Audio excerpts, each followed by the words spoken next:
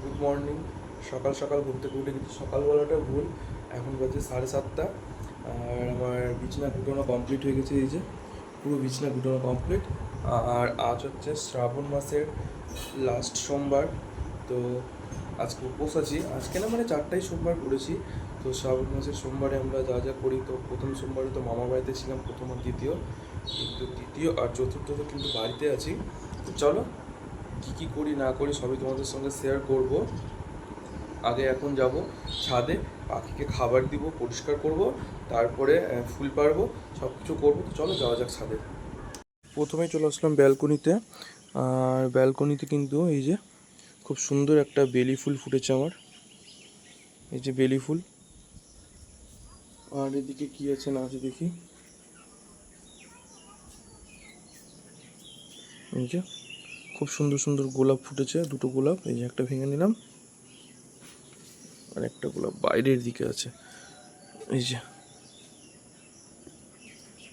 এই যে খুব সুন্দর সুন্দর গোলাপ ফুটেছে।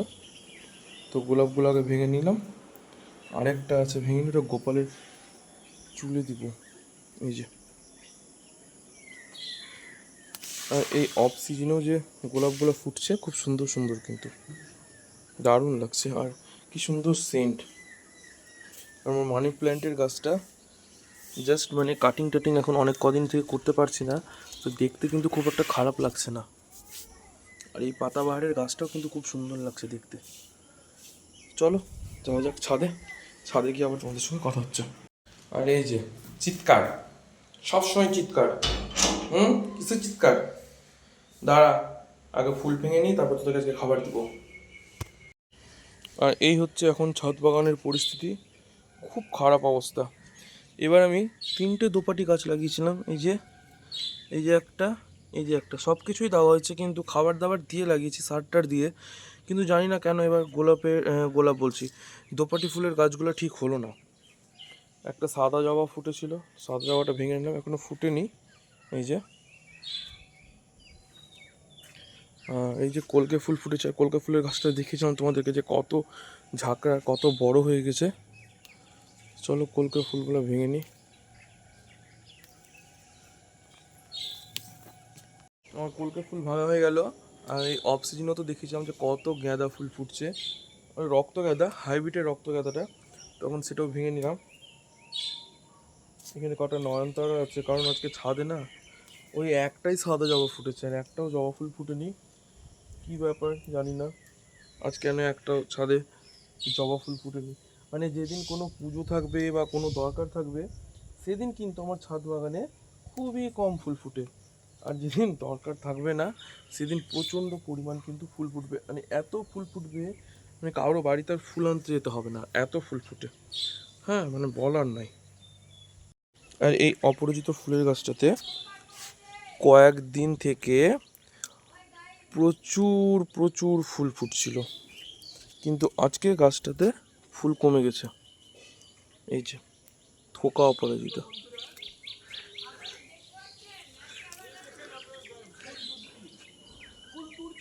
তো তোমাদেরকে তো দেখালাম যে অপরাজিতা গাছ, মানে সব ছাদ বাগানের অবস্থাটা।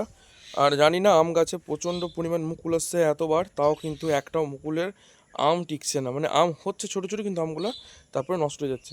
আর পিয়ারা গাছে এই যে দ্বিতীয়বারের জন্য আবার ফুল ফুটছে, মানে পিয়ারা ধরার জন্য প্রস্তুতি নিচ্ছে। এই যে এই যে এইদিকে আছে, ফুল ফুটে গেছে এগুলো। আর গাছটা কিন্তু আস্তে আস্তে প্রচণ্ড পরিমাণ বড় হয়ে গেল দেখতে দেখতে। তারপরে বাড়ির এদিকে ঠাকুরের ফুল টুল পাড়া হয়ে গেল, তারপরে চলে গেছিলাম একটু বাজারে। তো ওই ঠাকুরের জন্য দই আর ভোগটা আনতে, তো দই আর ভোগটা নিয়ে চলে আসলাম। তো চলো যাওয়া যাক বাড়ি, তারপর বাড়ি গিয়ে আবার কথা হচ্ছে। পুরো পরিষ্কার করা কমপ্লিট হয়ে গেছে। আর কিন্তু এদেরকে না আমি এই ক্যালসিয়ামটা এদের শেষ হয়ে গেছিলো, তো ক্যালসিয়ামটা দেওয়াই হয়নি। তো ক্যালসিয়ামটা আমি দিয়ে দিই। আর এরা কিন্তু খুব ক্যালসিয়াম নষ্ট করে, তো জন্য কিন্তু আমি ভেঙে ভেঙে দিই ক্যালসিয়াম এদেরকে। গোটা ক্যালসিয়াম দিই না, কারণ এটা প্রচণ্ড নষ্ট করে। এই এক টুকরা ভেঙে দিয়ে দিলাম। এই বাটিটা তখন বের করতে ভুলে গেছিলাম, এই বাটিটাও বের করে নিলাম। থাক, তোরা দুজনেই হাঁড়িতে ঢুকেছে আমাকে দেখে ভয়।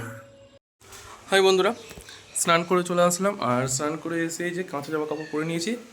তো এখন ঠাকুর ঘরে ঢুকবো পুজো করার জন্য। তো চলো, সব কিছু জোগাড় হয়ে গেছে, তোমাদেরকে দেখাচ্ছি, দিয়ে পুজো করব, তখন তোমাদের সঙ্গে দেখাবো। চলো। তারপরে ঠাকুর ঘরে ঢুকে দেখি সব কিছু জোগাড় করা আছে, ফুল, ধুত্রা ফুল, আকন্দ ফুল, মানে যাবতীয়।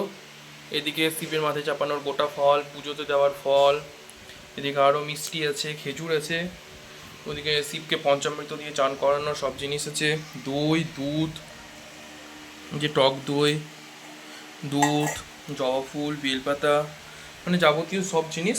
চলো এবার শুরু করি পুজোটা।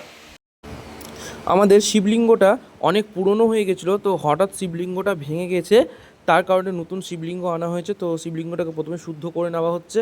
তো প্রথমে একটা বাটিতে ওং লেখা হয়েছে, তারপরে প্রথমে শিব ঠাকুরটাকে জল দিয়ে ধোয়া হয়েছে, তারপরে দেওয়া হলো তার মধ্যে, প্রথমেই দেওয়া হলো পঞ্চামৃততে দুধ, তারপরে দেওয়া হলো টক দই, তারপরে দেওয়া হলো ঘি, তারপরে দেওয়া হচ্ছে মধু, আর তারপরে দেওয়া হচ্ছে শর্করা। শর্করা মানে চিনি, এখানে চিনি ব্যবহার করেছি। দিয়ে এবার হালকা করে গায়ে মাখিয়ে দিলাম বাবার। তারপরে ভালোভাবে পরিষ্কার শুধু জল দিয়ে এবার ধুয়ে নেওয়া হচ্ছে।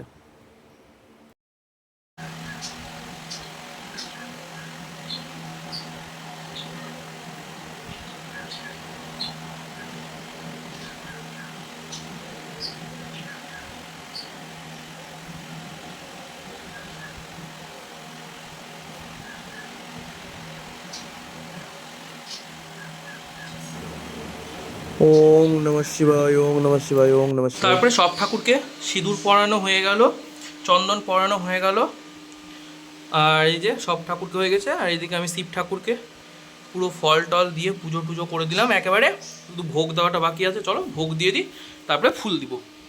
তারপরে এই যে মন্দিরে যাওয়ার ভোগ, তারপরে ঘরের সব ঠাকুরের ভোগ, দুধ, গঙ্গা জল, মিষ্টি সব কিছু আমার হয়ে গেল। এবার ঠাকুরকে দিয়ে দিই, তারপরে ফুল টুল দিয়ে দিই, তারপরে তোমাদেরকে দেখাচ্ছি।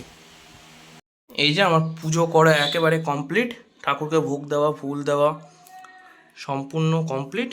তো এবার শঙ্খ বাজিয়ে পুজোটা কমপ্লিট করব।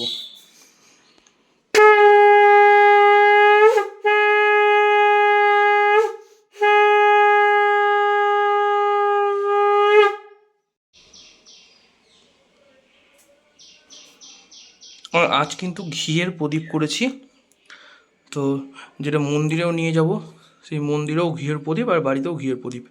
আর এই যে এদিকেও সব রেডি, ঘিয়ের প্রদীপ, চন্দন, মধু, তারপরে হলুদ, চন্দন, বেলপাতা, গঙ্গা জল, গোটা ফল, মিষ্টি, ভোগ, মানে যাবতীয় যা যা জিনিস লাগে সব কিছু রেডি হয়ে গেলো। তো চলো নিচে গিয়ে আবার রেডি হয়ে নিই, তারপরে মন্দির যাবো। তো চলো যাওয়া যাক নিচে। তারপরে চলে আসলাম মন্দিরে পুজো করতে। আর আমি কিন্তু হাতে গোটা ফল আর দুধ, গঙ্গা জলটা ধরে আছি, আর শঙ্খটা, আর মারা ভিতরে গিয়ে বসেছে। প্রচণ্ড পরিমাণ ভিড়, এত ভিড় মন্দিরে আজকে লাস্ট সোমবারের জন্য। তারপরে মন্দির থেকে পুজো করে চলে আসলাম। প্রচণ্ড পরিমাণ ভিড় ছিল মন্দিরে, এত ভিড় ছিল মানে কোনো যে ভিডিও করব কোনো উপায়ই নাই তার, একবারে এত ভিড়। যেহেতু আজকে লাস্ট সোমবার, তো প্রচণ্ড ভিড়। তো কোনো রকমের পুজোটা করে আসলাম, পূজা টুজা কিছুক্ষণ বসলাম বাড়িতে, প্রচণ্ড পরিমাণ গরম। আর এখন উপরে উঠলাম, কারণ উপরে ঠাকুরের ভোগগুলো উঠাবো, তারপরে নিচে যাব ভোগ খাবো, শরবত খাবো। তো চলো ভোগটা উঠিয়ে নিই, তারপরে নিচে যাই, তারপরে তোমাদের সঙ্গে আবার কথা হচ্ছে। আর আজকে প্রচণ্ড পরিমাণ গরম। তারপরে উপরে ঠাকুরের ভোগ নামিয়ে চলে আসলাম নিচে। আর এখানে শরবতগুলো রেখেছিল, তো শরবতটা আগে খেয়ে নিলাম, তারপরে এখানে দেওয়া হয়েছে ভোগ, তো ভোগটা খাওয়ার জন্য। চলো ভোগটা খেয়ে নিই, তারপরে তোমাদের সঙ্গে আবার কথা হচ্ছে। খাওয়া দাওয়া হয়ে গেল, আর মানে শরীরটা ভালো লাগছে না, একটু রেস্ট নিব, একটু লম্বা হয়ে ঘুমাবো।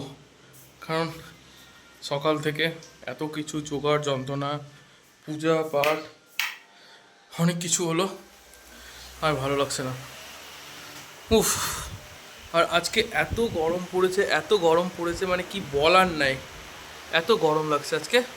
চলো একটু রেস্ট নিই, তারপরে বিকালবেলা আবার কথা হবে। কি কইছো? তোকে টিউশনি পড়াতে নিয়ে যাচ্ছি, তাই বলছি। আমরা যাচ্ছি টিউশনি পড়াতে। তারপরে ঢুলুকে টিউশনি থেকে পড়িয়ে নিয়ে চলে আসলাম। আর পড়িয়ে নিয়ে এসে এখন একটু কিছুক্ষণ বসে আছি, কারণ প্রচণ্ড গরম লেগে গেলো। আজকে হেঁটে গেছি, হেঁটে নিয়ে এসেছি, তা তোমরা তো দেখেছোই। তো গরম লেগে গেলো, তো এখন একটু বসে আছি। আর এখন বাজে রাত্রি 9:30, তো এখন যাব খেতে। কারণ সেই সকালে যে দুপুরে ফলটা খেয়েছিলাম, ওই ফল খাওয়ার পর আর কিছু খাইনি, কারণ ওই পুজো করে এসে একবার ফল খাই, আর এই এখন রাত্রে দুধ সাবু খাবো। তো একবারে খেতে যাই নিচে দুধ সাবু, তখন তোমাদের সঙ্গে কথা হচ্ছে। তারপরে চলে আসলাম নিচে দুধ সাবু খাওয়ার জন্য। আর কাঁচা সাবু কিন্তু আমাদের বাড়িতে কেউ খেতে পারে না, তাই জন্য আমাদের কিন্তু সাবুর পায়েস করে খাই। তারপরে খাওয়া দাওয়া তো হয়ে গেছে, আগে দেখিয়ে দিলাম। তারপরে একটু বসলাম, গরম প্রচণ্ড পরিমাণ আজকে গরম, এত গরম বলার নাই। তারপরে চলে গেলাম ছাদে। সকালবেলা যখন ঘুম থেকে উঠি তখন দেখি যে রোদ উঠে গেছে, আবার যখন রাত্রেবেলা বিকালবেলা একটু উঠি তখনও দেখি যে রোদ আছে ছাদে, মানে প্রচণ্ড গরম। এত গরমে গাছে জল দেওয়া যাবে না, ওই জন্য এখন গেলাম গাছে জল টল দিয়ে দিলাম। আর মোটামুটি সব কাজই হয়ে গেল। এবার চলে এসেছি ঘুমাতে, দরজা বন্ধ, এবার ঘুমাবো। তো আজকের মতো এতটাই, দেখা হচ্ছে আবার নেক্সট ডে। Good night. আর ভিডিওটা ভালো লাগলে অবশ্যই লাইক, কমেন্ট অ্যান্ড চ্যানেলটাকে সাবস্ক্রাইব করে